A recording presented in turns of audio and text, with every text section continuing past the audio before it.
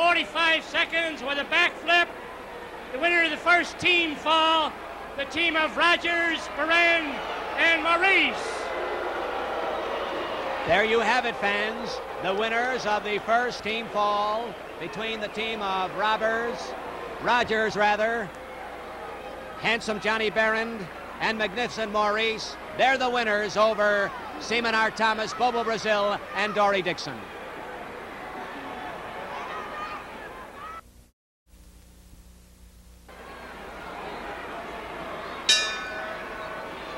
There's the bell for the start of this second fall in this six-man tag. This is 2 out of 3 falls with a 60-minute time limit.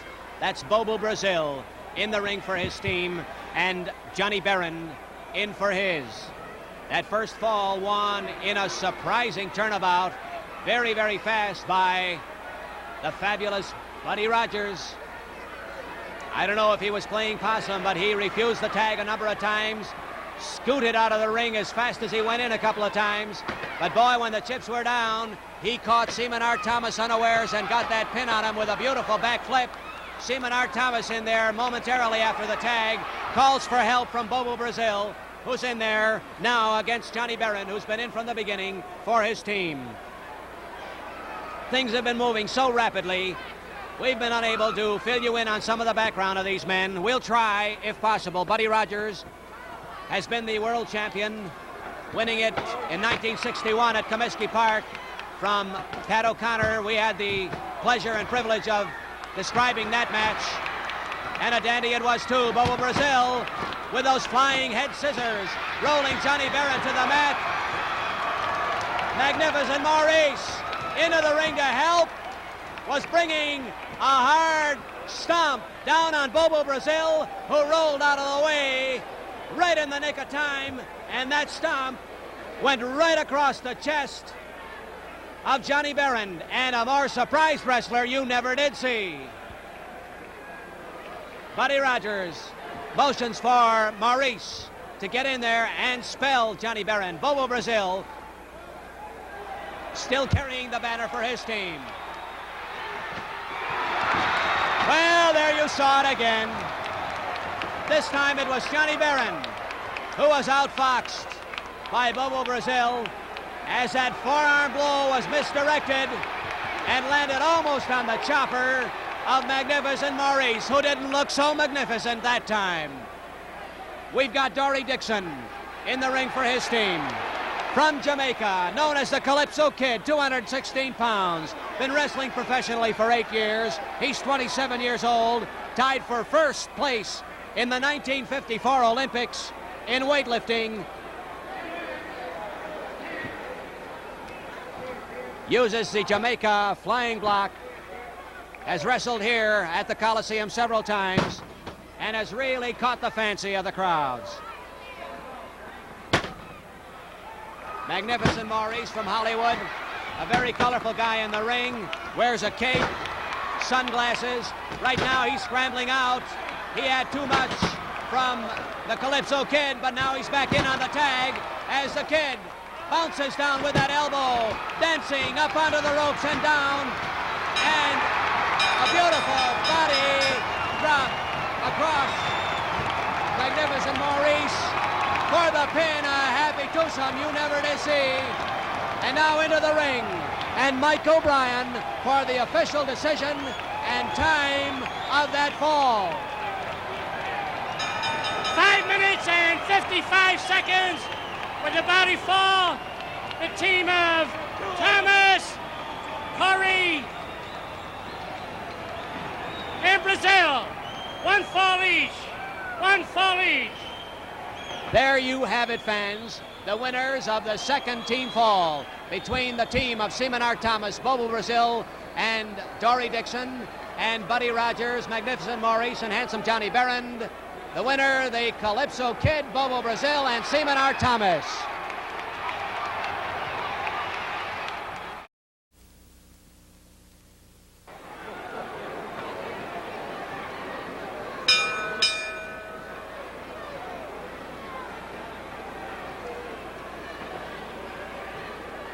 And the bell sounds for the start of the second fall, or rather the third fall. Boy, I'm as excited as this crowd, and maybe even more so.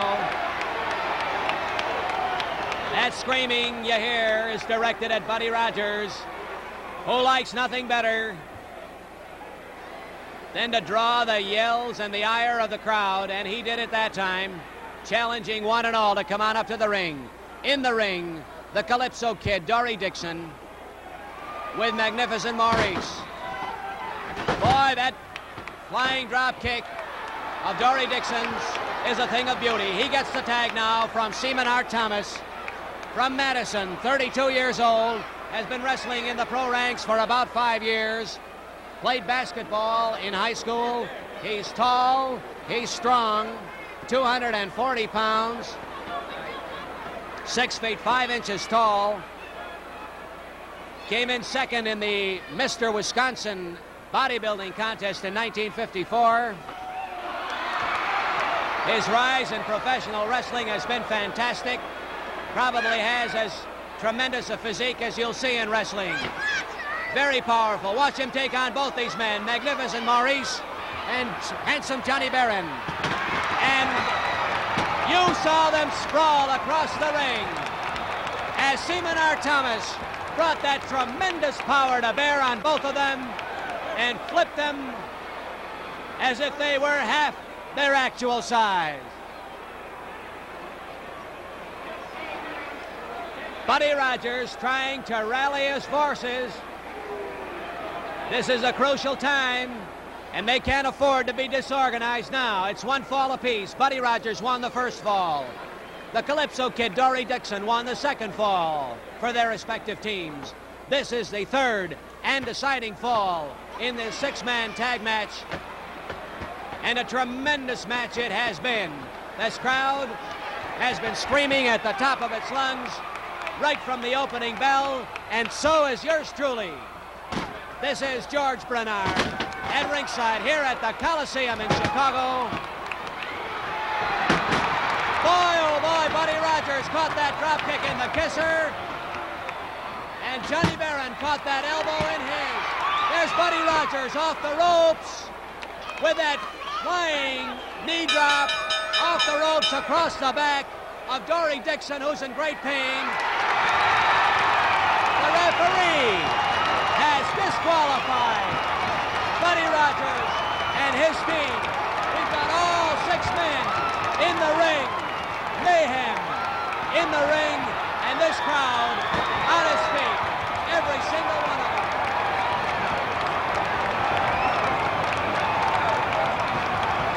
Buddy Rogers on the apron out of the ring. Johnny Barron out of the ring. Magnificent Maurice is out of the ring. And that triumphant trio, Bobo Brazil, Dory Dixon, and Seaman Art Thomas, very happy. And now into the ring, and Mike O'Brien for the official decision and time of that fall and match.